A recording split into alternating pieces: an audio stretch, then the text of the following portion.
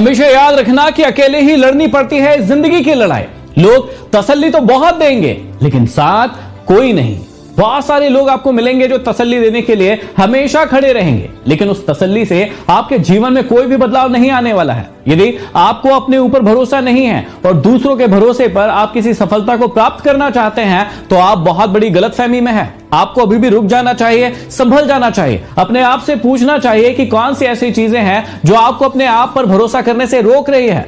क्योंकि जब तक आपको अपने आप पर भरोसा नहीं होगा आप किसी भी मंजिल को कभी भी प्राप्त नहीं कर पाएंगे। अरे सुबह होने तक फूलों को भी पता नहीं होता है कि उन्हें मंदिर जाना है या फिर किसी की अर्थी पर जाना है। इसलिए जैसा भी जीवन मिला है उसको अच्छा बनाने के लिए हर काम करें, हर मेहनत करें, लेकिन आप जिस भी स्थिति में हैं उसको हमेशा खुश होकर अच्छे से जिए।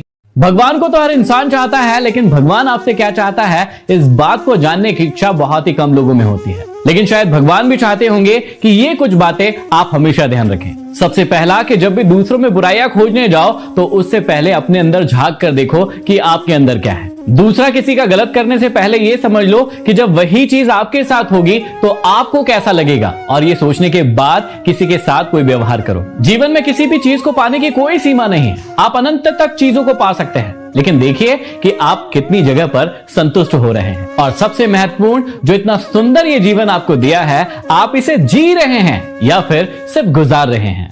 एक बार आप भी इन प्रश्नों का जवाब अपने आप से जरूर पूछिएगा। हमेशा याद रखना कि जब भी रिश्तों की माला टूटती है तो दोबारा बनाने पर वो छोटी हो ही जाती है, क्योंकि कुछ जज्बातों के मोती तो बिखर ही जाते हैं। सिर्फ सोच का ही फर्क होता है, वरना समस्याएं आपको कमजोर नहीं बल्कि मजबूत ही बनाती है।